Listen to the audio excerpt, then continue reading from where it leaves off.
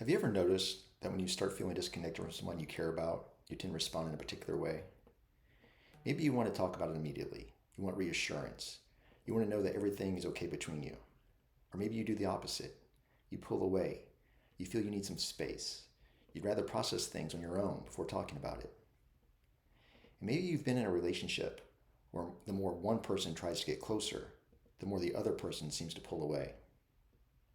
If you've experienced any of this, you already have some understanding of attachment theory. I think understanding these patterns can completely change the way we look at some of the struggles we experience in relationships. Because instead of asking, "What's wrong with me?" or "Why does my partner always do this?"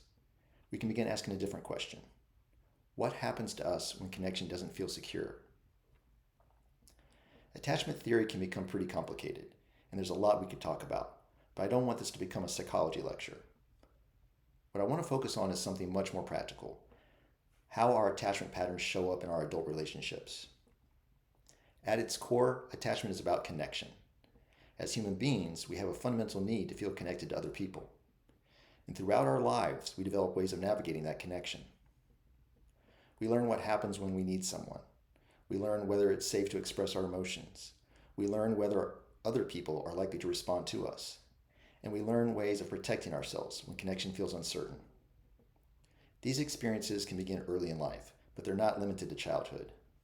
Relationships, loss, rejection, betrayal, trauma, and other experiences throughout our lives can influence the way we relate to other people. Over time, patterns can develop, and those patterns may continue showing up in our adult relationships even when we aren't consciously aware of them.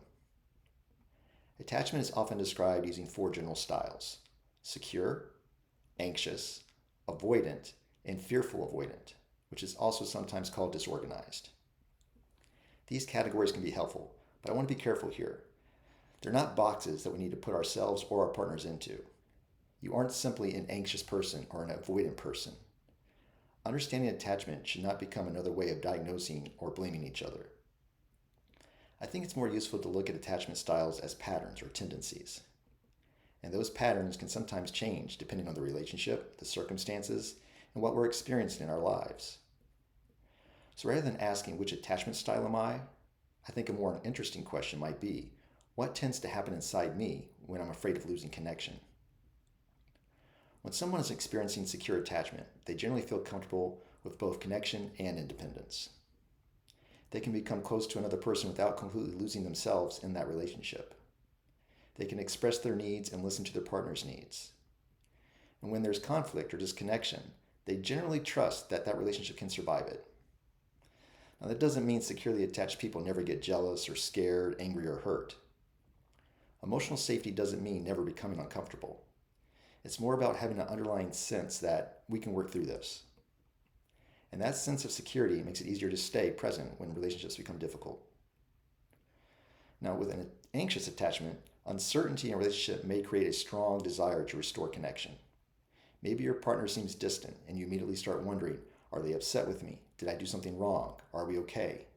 You may want reassurance. You may find yourself thinking about the relationship over and over. You might reach towards your partner even more strongly when you feel them pulling away. But from the outside, someone might describe that as being needy or too much. But I think there's a more compassionate way to look at that. Your system may simply be saying, "Connection feels uncertain right now, and I need to know that we're okay." Avoidant attachment can look very different. When relationships become emotionally intense, you may feel an urge to create some distance. You might withdraw. You might become quiet. You might focus on work, responsibilities, or something else you can control.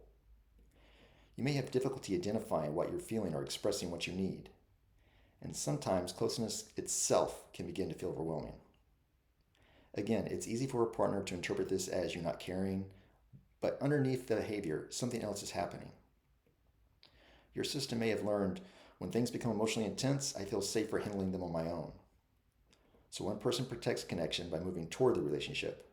The other protects themselves by moving away from the intensity. Neither reaction means the person doesn't love their partner. But this is where relationships can really get interesting. Imagine one partner begins feeling disconnected. They move closer and ask, "What's wrong? Can we talk? Are you upset with me?" the other person begins feeling overwhelmed, so they move away and say things like, I don't want to talk about this right now, I need some space. Now the first person feels even more disconnected, so they are pushing harder. And the second person feels even more overwhelmed, so they withdraw further. Pretty soon, both people are doing exactly what makes sense to their nervous systems, while unintentionally making the other person's nervous system feel very unsafe.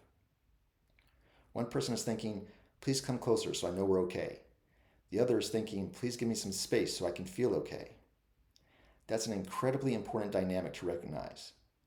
Because when we don't understand what's happening, we can easily turn the pattern into a story about the other person. That story could be they're too needy, they're emotionally unavailable, they don't care, they're controlling. But sometimes the real problem isn't either person. It's the cycle they've become caught in together. There's another attachment pattern that's called Fearful-Avoidant or Disorganized attachment. Here you may deeply want connection while also being afraid of it. You might move towards someone, but then feel the urge to pull away. You may want to be vulnerable, but become uncomfortable when someone gets too close. That can feel confusing. You might even wonder, why do I keep pushing away something I actually want? But again, rather than judging the behavior, we can become curious about it. Part of may be reaching for connection, while another part is trying to protect you.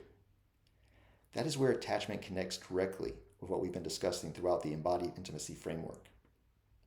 In an earlier video, I talked about the nervous system and the way our bodies respond when something feels threatening. In the last video, we talked about emotional safety. Attachment brings these ideas into our relationships, because when an important relationship feels uncertain, our bodies may respond before we have time to think about what's happening. And then we often create a story to explain what our body is already experiencing. This is one of the reasons embodiment matters so much. If we can begin to notice that something is happening inside us right now, we have a little more choice about what to do next. Instead of automatically pursuing or withdrawing or shutting down, we can become curious and ask, what am I feeling? What am I afraid might happen? What do I actually need right now? And perhaps most importantly, can I communicate that instead of simply reacting to it? There's one thing I really want you to take away from this conversation. Your attachment pattern is not a permanent label. We're capable of developing greater security in the way we relate to others and ourselves. That can help guide us towards the next steps.